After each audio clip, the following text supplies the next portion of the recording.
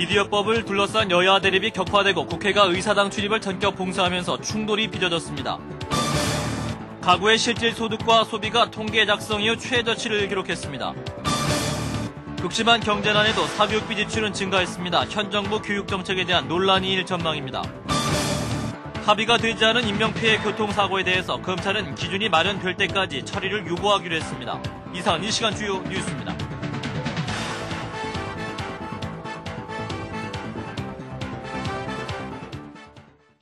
시청자 여러분 안녕하십니까?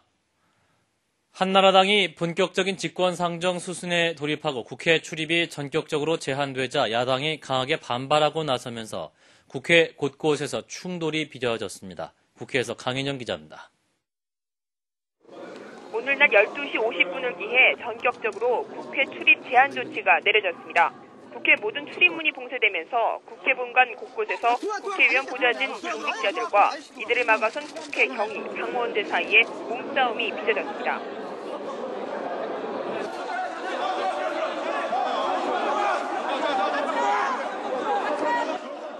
민주당 보좌진과 당직자 30여 명은 국회 본회의 취소 규탄 집회에 참석하기 위해 본관에 진입하려다 1층 출입문이 파손되기도 했습니다. 국회 상임위 참석자들과 민원인들도 불만의 목소리를 높이는 등 소동은 계속됐습니다. 이에 앞서 김형호 국회의장은 쟁점 법안에 대해 여야 간 합의가 이뤄지지 않았다는 한나라당의 요구를 받아들여 오늘 오후 2시로 예정됐던 국회 본회의를 전격 취소했습니다. 미디어법을 포함해서 정말로 쟁점 법안을 의장님께 직권상정이라도 이용해서 이 매듭을 풀고 고리를 풀고 넘어가야 돼요. 언론악법, MB악법 절대 용납할 수 없습니다. 그거 그냥 대충 통과시킬 수 있다고 생각하면 착각이라고 하는 점을 오늘 정무위와 국토해양위의 법안 처리는 여야 충돌로 미뤄졌고 외통위도 다음 주 월요일에 한미 FTA 비준 동의안 심의를 다시 논의키로 하는 등 상임위 법안 처리는 파행을 거듭했습니다. 국회에서 CBS 뉴스 강인영입니다. 경기 침체 여파로 지난해 2인 이상 전국 가구의 소득과 소비가 관련 통계 작성 이래 최저치를 기록했습니다. 통계청에 따르면 지난해 4분기 2인 이상 전국 가구의 가구당 월 평균 실질 소득은 302만 원으로 1년 전과 비교해 2.1% 줄었습니다. 실질 소비 역시 203만 원으로 3% 감소했습니다. 4분기 기준으로 실질 소득과 소비가 이처럼 동시에 마이너스를 기록한 것은 관련 통계가 작성된 2003년 이래 처음입니다. 세계적인 경기 침체로 수출이 감소하면서 흑자 행진을 하던 경상수지가 4개월 만에 적자로 돌아섰습니다. 한국은행에 따르면 지난달 경상수지는 3억 6천만 달러 적자를 기록해서 3개월 연속 흑자 행진을 하던 경상수지가 이번에는 다시 적자로 전환된 것입니다. 이는 수입보다 수출이 더 크게 줄면서 상품 수지가 12월 15억 달러 흑자에서 지난달 14억 6천만 달러 적자를 보인 것이 가장 큰 요인으로 분석됐습니다. 소득 감소에도 불구하고 사교육비는 4.3% 증가했고 특히 영어 교육비는 12% 가까이 늘었습니다. 영어를 강조한 교육 정책에도 논란이 일고 있습니다. 사회부 최승진 기자입니다. 교육과 기술부가 지난해 사교육비를 조사한 결과 전국 초중고 학생의 사교육비 전체 규모는 20조 9천억 원, 학생 1인당 월 평균 사교육비는 23만 3천 원으로 나타났습니다. 사교육비 총 규모는 전년 대비 4.3% 증가했고 학생 1인당 월 평균 사교육비는 5% 늘어났습니다. 이명박 정부 들어 줄곧 영어 공교육 강화 등을 통한 사교육비 경감을 얘기하고 있지만 사교육비는 여전히 증가 추세에 있습니다. 실제 지난해 1인당 월 평균 사교육비를 교과별로 보면 영어가 7만 6천 원으로 전년보다 11.8% 늘어 가장 높은 증가폭을 기록했습니다. 정부 대책이 국민들의 피부에 와 닿지 않고 있다는 얘기입니다. 어린 학생 때부터 부모들이 그 영어에 대한 관심이 굉장히 많은 것 같습니다. 그래서 그런 것이 반영이 돼서 초등학교 영어가 크게 늘지 않았나. 자율과 경쟁을 강조하는 현 정부의 교육 정책 아래서는 사교육비는 더 늘어날 수밖에 없어 이명박 정부의 교육 정책을 놓고 논란도 한층 거세질 것으로 예상됩니다. 한편 이번 조사는 지난해 6월과 10월 두 차례에 걸쳐 전국 초중고 273개 학교의 학부모 3만 4천 명을 대상으로 실시됐습니다. 교육과 기술부에서 CBS 뉴스 최승진입니다. 헌법재판소가 종합보험 가입 운전자의 형사처벌 면책 조항에 대해서 위헌 결정을 내리는 것과 관련해서 대검찰청이 중상해 사고로 볼 여지가 있는 사건에 대해 지침이 마련될 때까지 처리를 유보하라고 긴급 지시했습니다. 대검찰청은 전국검찰청에 시달한 공문에서 중상해의 개념에 논란의 여지가 있으므로 인명피해가 발생한 모든 교통사고에 대해 사건 처리를 유보하라고 통보했습니다. 이에 따라 법무부가 중상해와 관련한 명확한 기준을 마련하기 전까지는 합의가 이루어지지 않은 인명피해 교통사고에 대한 처리가 미뤄질 것으로 예상됩니다. 정부가 흉부외과 등 외과 전공의 부족 문제를 해결하기 위해서 보험 수가를 최소 30%에서 최대 100%까지 대폭 올리기로 했습니다. 흉부외과의 경우 201개 처치와 수술 행위에 대한 보험 수가가 100% 인상되고 외과는 322개 의료 행위에 대한 수가가 30% 인상됩니다.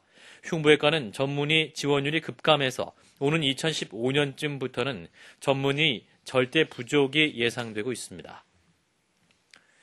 이어서 볼만한 영화 두 편을 소개해드립니다. 독립영화 원앙소리의 감동을 이어갈 희망 다큐 프로젝트 두 번째 작품 나의 마음은 지지 않았다와 닉슨 전 대통령과의 숨막히는 인터뷰 대결을 그린 프로스트 대 닉슨입니다. 김윤주 아나운서입니다.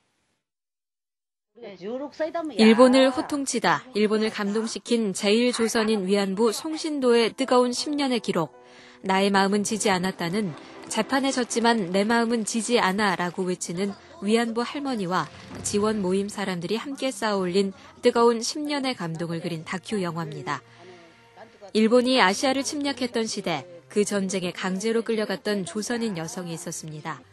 이 여성은 반세기의 침묵을 깨고 일본 정부를 상대로 싸움을 시작했습니다. 조선인 위안부 송신도 할머니, 이 여성의 호소에 마음이 움직인 사람들이 제1위안부 재판을 지원하는 모임을 만들어 10년 동안 재판을 하며 함께 싸우며 서로에 대한 믿음을 찾아갑니다. 皆さん、本当に私は裁判が負けても心は負けてないから。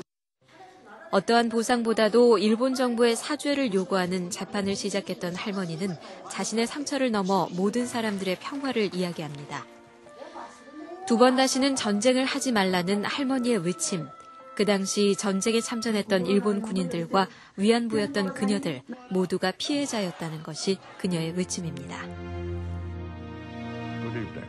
국민에게 아무런 진실도 뉴욕으로 복귀하고 싶은 한물간 토크쇼 MC 프로스트는 닉슨에게 인터뷰를 제의하고 닉슨은 정치계로 복귀할 기회를 만들기 위해서 인터뷰를 승낙합니다. 프로스트의 강한 첫 질문에 닉슨은 대담한 말솜씨로 프로스트를 속수무책으로 만들고 프로스트는 다시 워터게이트 사건에 대한 진실을 밝히고자 모든 것을 걸지만 빈틈없는 닉슨은 가장 노련한 상대입니다. 인터뷰를 통해서 인생 역전을 노리는 두 사람, 승자는 한 명일 수밖에 없는 이 인터뷰에서 최후의 승자는 누가 될까요? 한물간 방송인 프로스트와 사임당한 전직 대통령 닉슨, 이들의 역전을 노리는 숨막히는 대결이 시작됩니다. CBS 뉴스 김윤주입니다.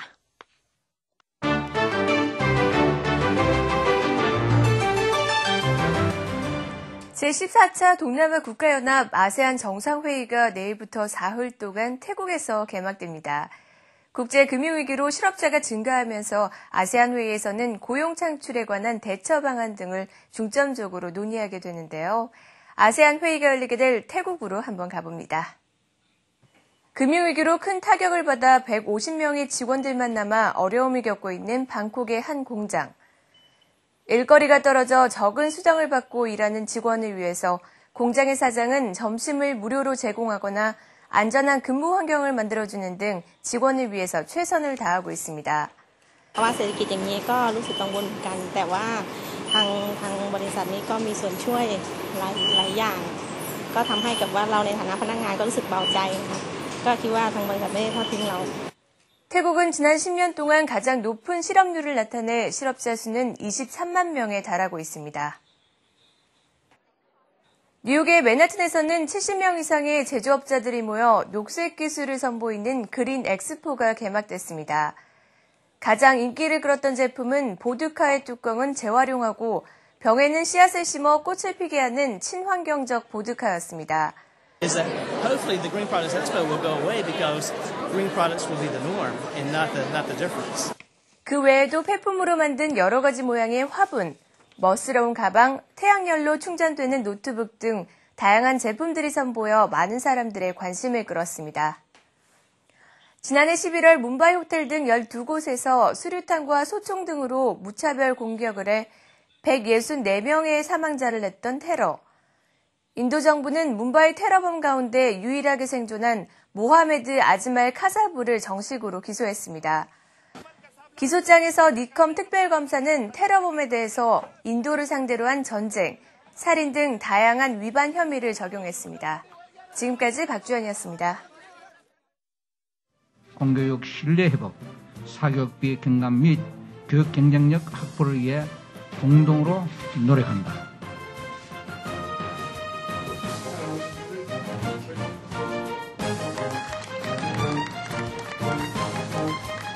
이번 공교육 활성화를 위한 우리 내 주체의 비전과 방향 그리고 다짐을 담은 공동선언이 단지 선언에 그치지 않고 모든 국민이 체감할 수 있는 조치와 변화로 학교 현장에 발현될 수 있도록 해야 하겠습니다.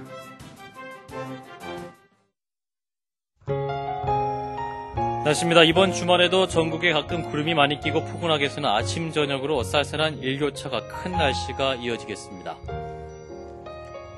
내일 아침 최저 기온은 영하 6도에서 영상 5도, 낮 최고 기온은 7도에서 14도가 되겠습니다. 서울의 현재 기온은 영상 5.9도입니다. 이상으로 CBS 뉴스를 마칩니다. 고맙습니다.